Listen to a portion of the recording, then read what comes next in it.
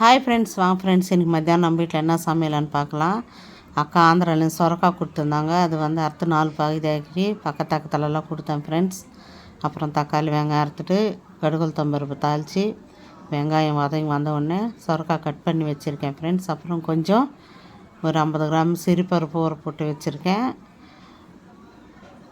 அப்புறம் தக்காளி போட்டு தக்காளி வதங்க வந்த உடனே இந்த சொரக்காவையும் போட்டு அப்புறம் சிறுபருப்பு போட்டு இதுக்கு வந்துட்டு தேங்காய் பூண்டு கொஞ்சம் குறப்பாக அரைச்சி கூட்டு மாதிரி ஃப்ரெண்ட்ஸ் நல்லாயிருக்கும். ஆனால் பச்சை மிளகா ஃப்ரிட்ஜில் தேடினா காணும். அப்புறம் உடனே போய் நம்ம மாடி தோட்டத்தில் போய் அறுத்துட்டு வந்துட்டு கூட்டில் போட்டேன் ஃப்ரெண்ட்ஸ். அப்புறம் இதுக்கு தொட்டுக்கிறதுக்கு வந்துட்டு அப்பளம் தான் ஃப்ரெண்ட்ஸ் பொரித்தேன். ஏன்னா ஒரு நாள் மீன் வறுத்தது குழம்பு சாப்பிட்டு சரி வெஜிடேரியன் சாப்பிட்ணுன்னு சொல்லிட்டு வெறும் அப்பளம் தான் பொரித்தேன்.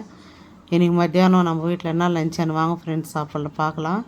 சுட சுட சாப்பாடு,